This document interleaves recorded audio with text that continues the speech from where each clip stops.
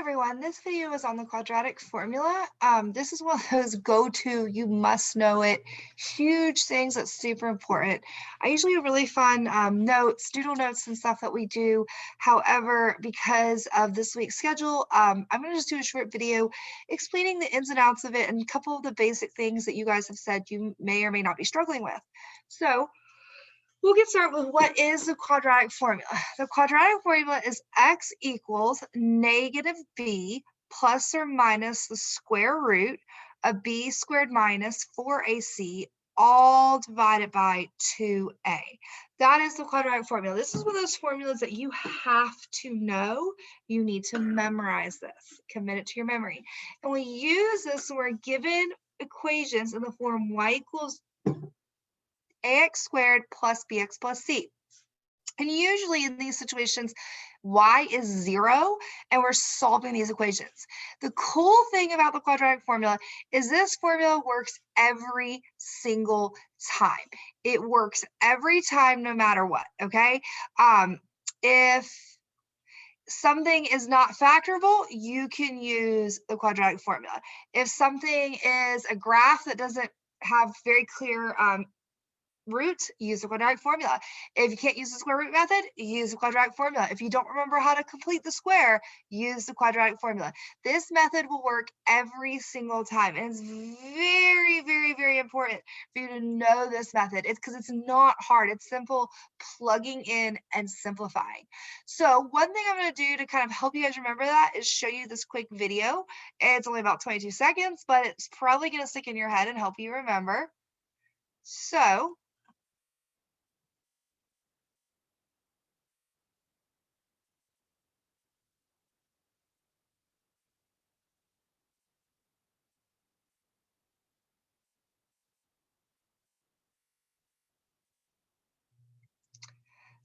just a quick, fun little formula to help you guys remember a song. To remember the formula, there's lots of different variations of the songs to remember the quadratic formula. I don't care how you remember it, you just have to know it. So let's break it down, the parts of the quadratic formula. You've got the b and the a and the c, which we all know come from the quadratic equation. And we have a couple important parts of this. And the first part we're going to talk about is what's under the radical symbol.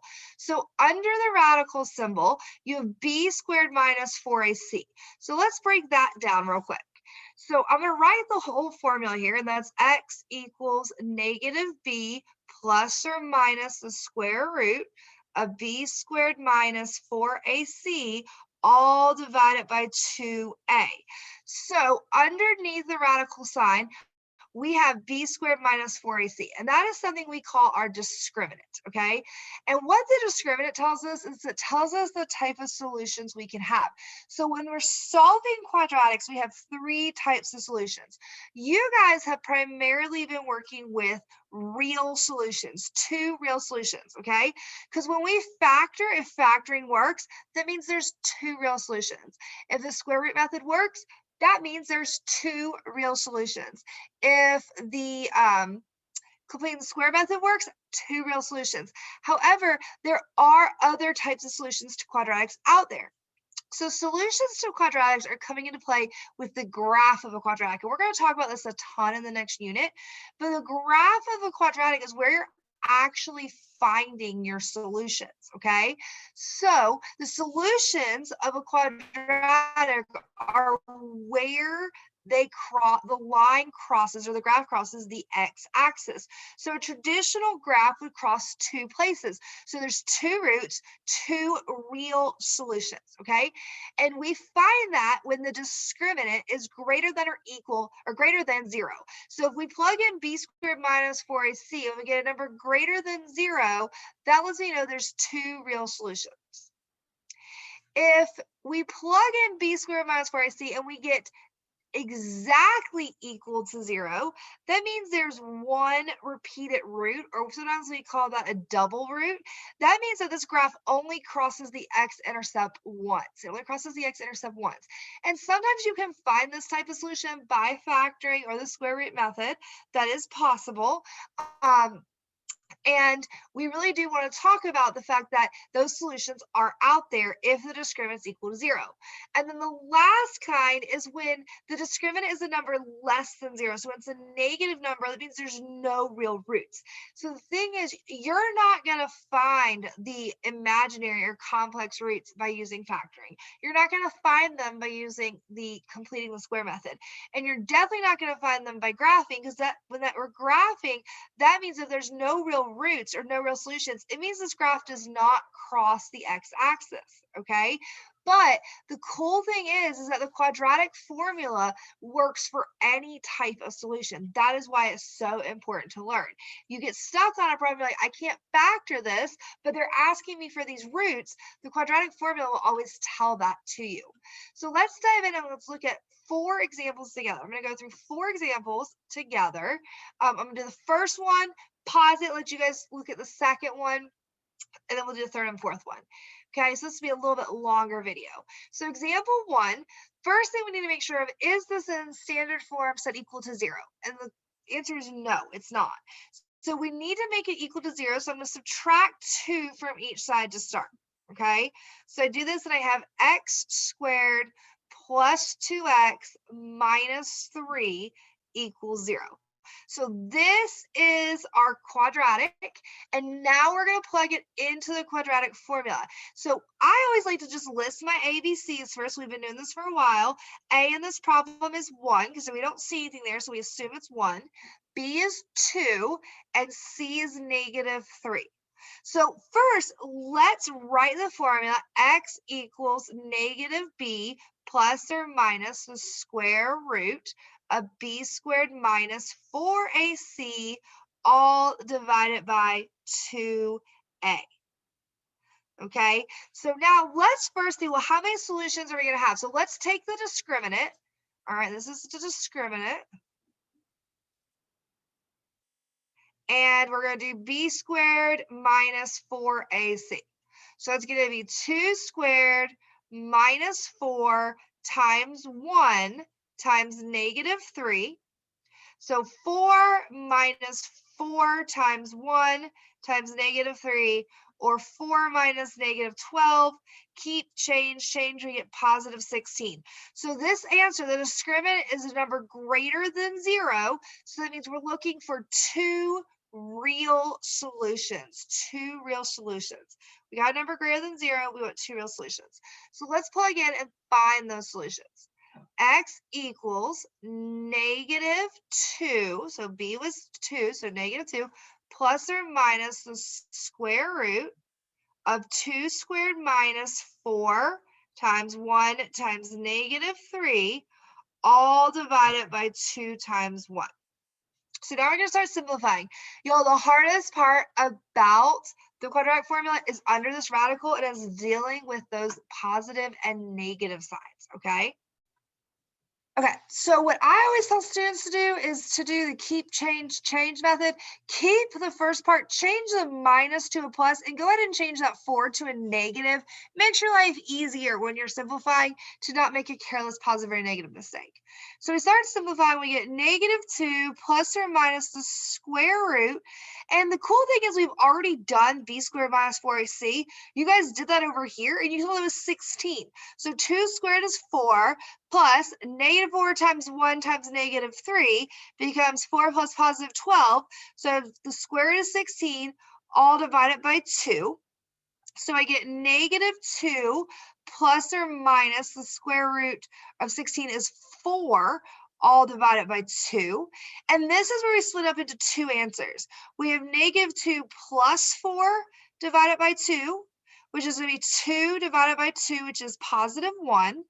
And then we have negative 2 minus 4 divided by 2, which is negative 6 divided by 2, which is a negative 3. So our 2 solutions are x equals 1 and x equals negative 3. So these are 2 real solutions, just like the discriminant told us we would have.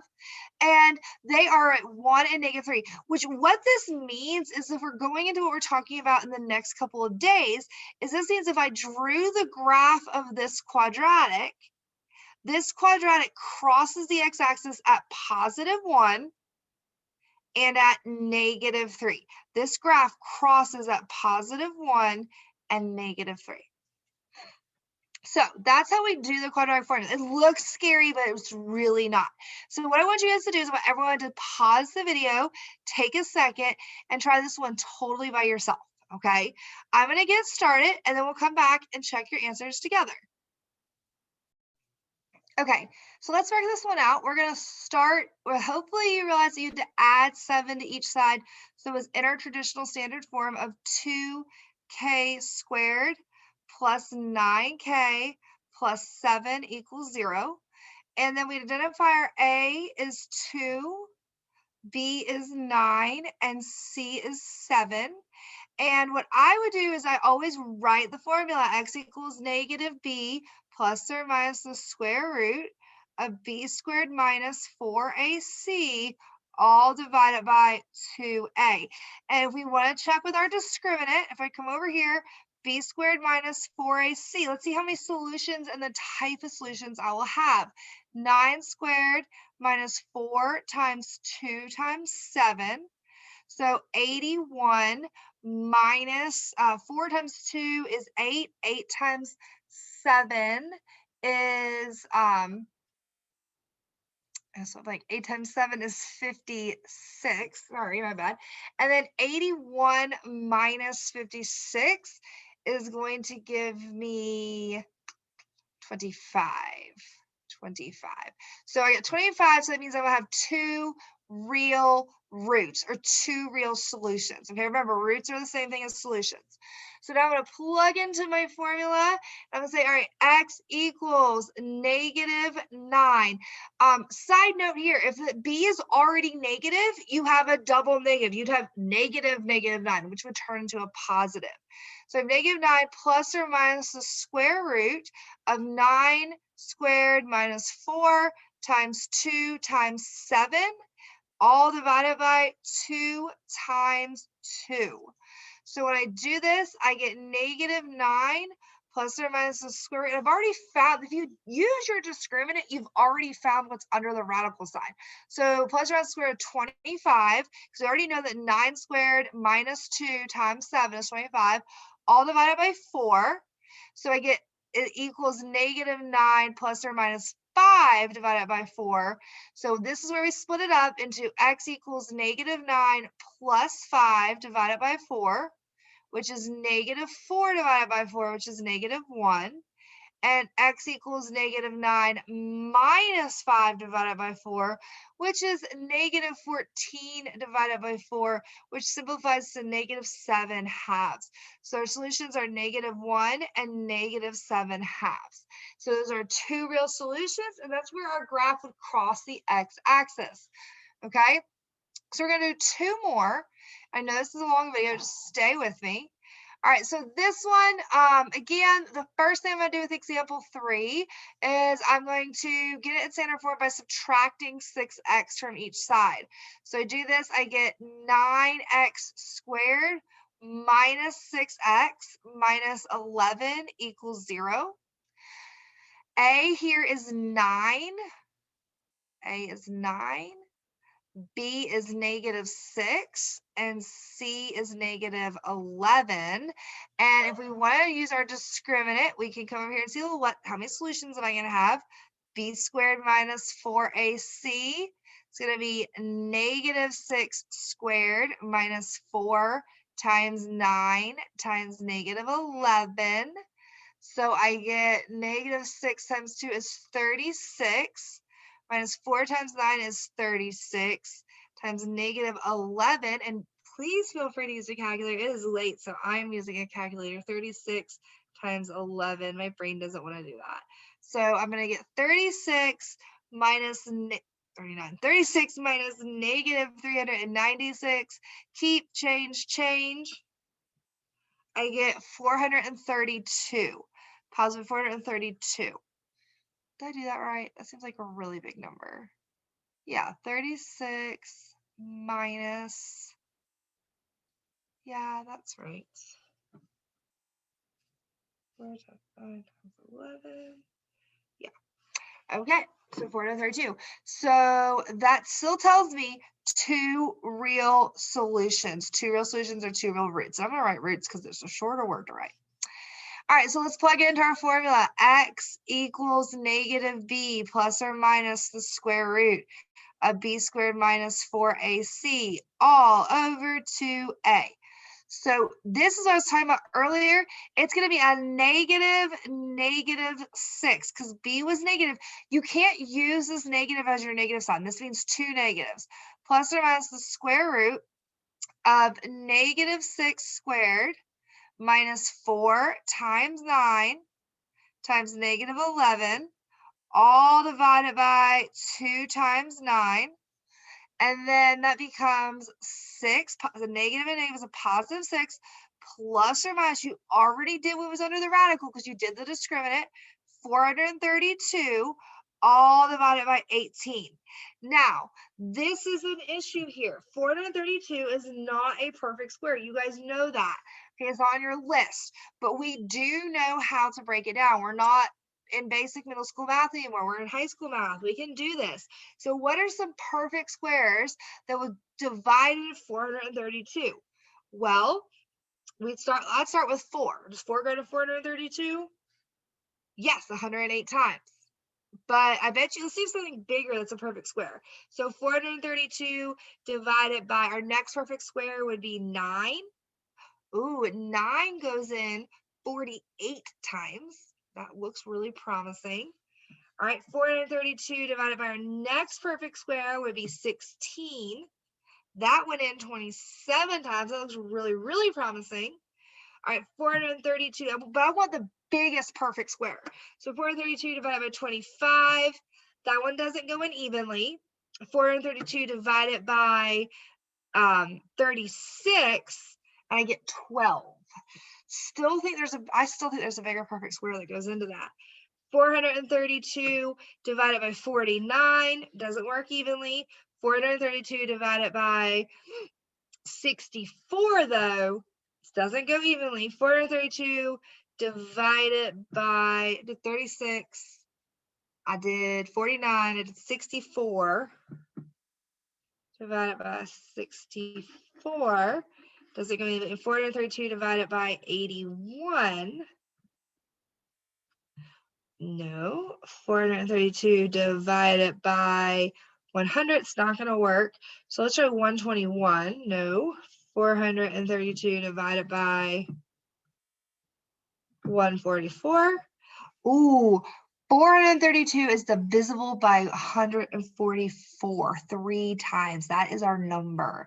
Okay, y'all, again, all I did was take my list of perfect squares. I took 4, 9, 16, 25, 36, 49, 64, 81, 100, 121, 144, 169, 196, and 225. Those perfect squares I'm supposed to know. I said, what was the largest one that went to 432? And there were several, but the largest one was 144. Okay, so what I'm going to do is I'm going to split this into the square root of 144 times the square root of 3. Okay, I'm breaking this down. You guys know what the square root of 144 is. You know that's 12. Square root of 3 is not going to simplify, so we're going to leave it like that.